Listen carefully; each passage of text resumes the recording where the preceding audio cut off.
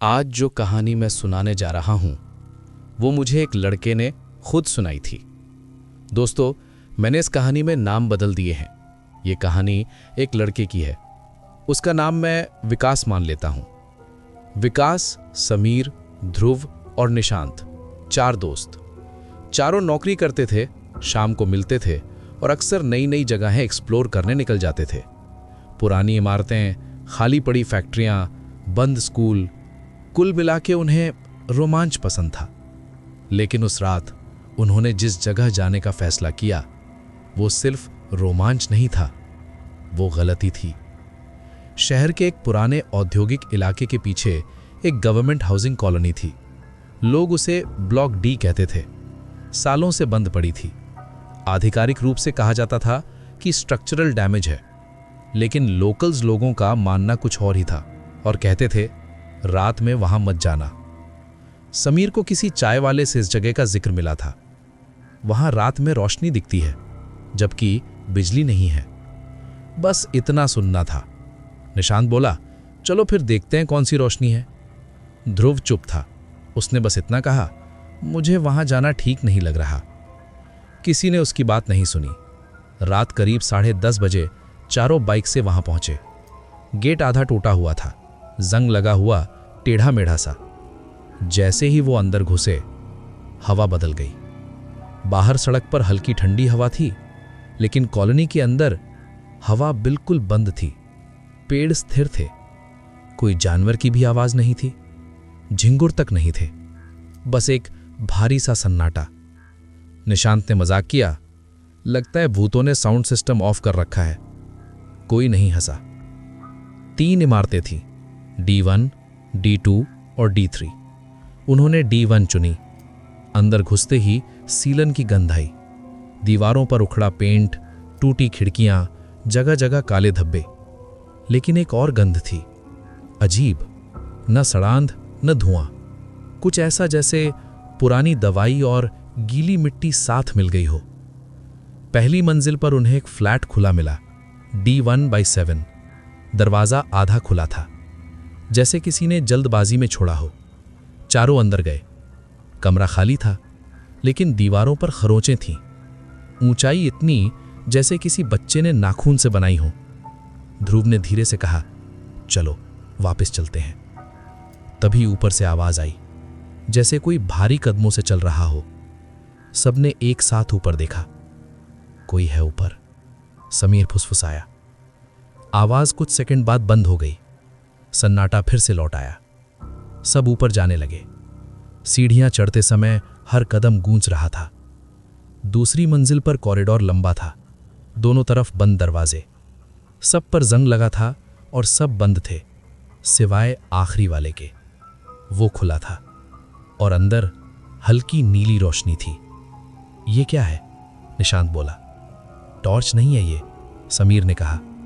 चारों धीरे धीरे उस कमरे की तरफ बढ़े। जैसे जैसे वो पास गए, हवा ठंडी होती गई, इतनी ठंडी कि उनकी सांस से भाप निकलने लगी। वो कमरे में घुसे। अंदर कुछ नहीं था, न बल्ब न वायरिंग, फिर भी रोशनी थी। और तभी ध्रुव अचानक जड़ हो गया।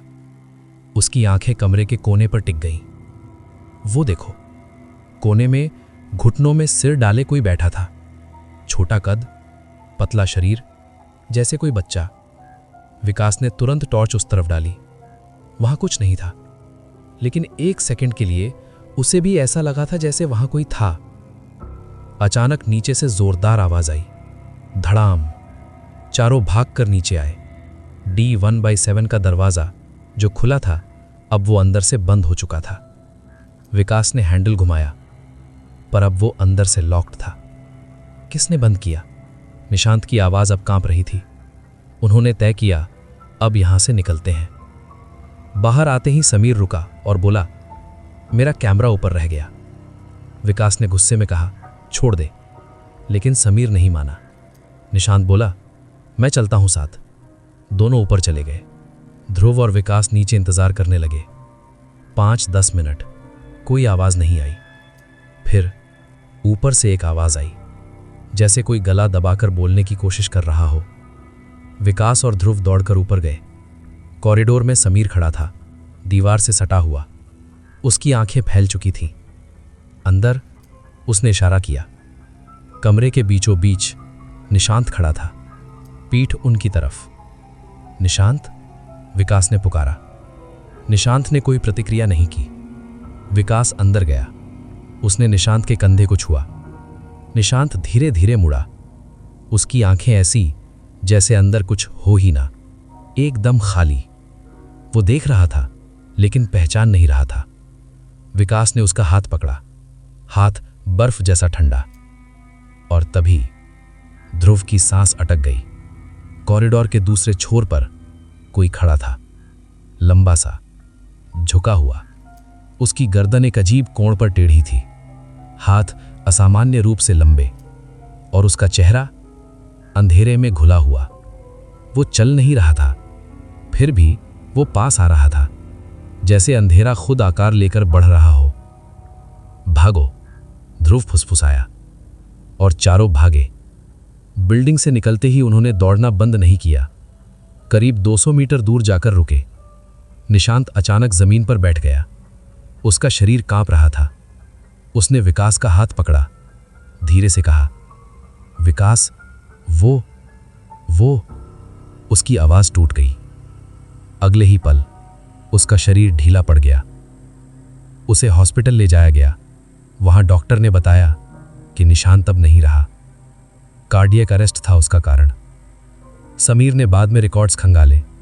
ब्लॉक डी को अचानक खाली करवाया गया था सालों पहले, लेकिन D1/7 के बारे में एक नोट था। एक परिवार, 3 बच्चे। सबसे बड़ा बेटा मानसिक रूप से अस्थिर हो गया था। जब कॉलोनी खाली कराई जा रही थी, वो कमरे में बंद हो गया था। उसे निकालने के लिए दरवाज़ा तोड़ा गया।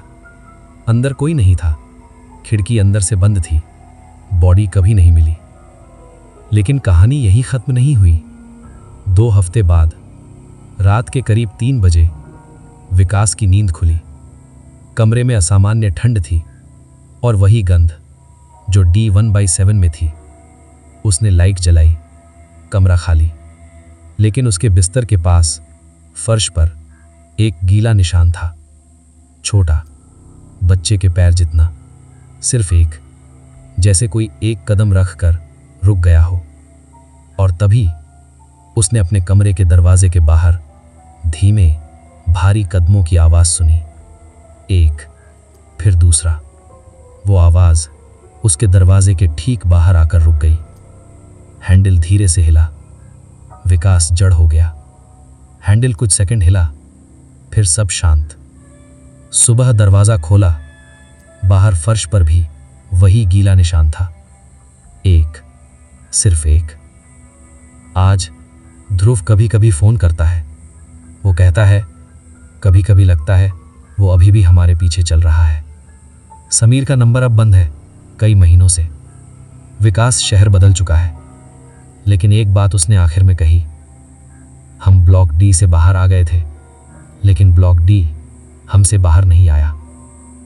दोस्तों, अगर कभी कोई बंद जगह आपको बुलाए और अंदर जाने का मन करे, तो एक बात याद रखना, हर आवाज़ जिज्ञासा नहीं होती।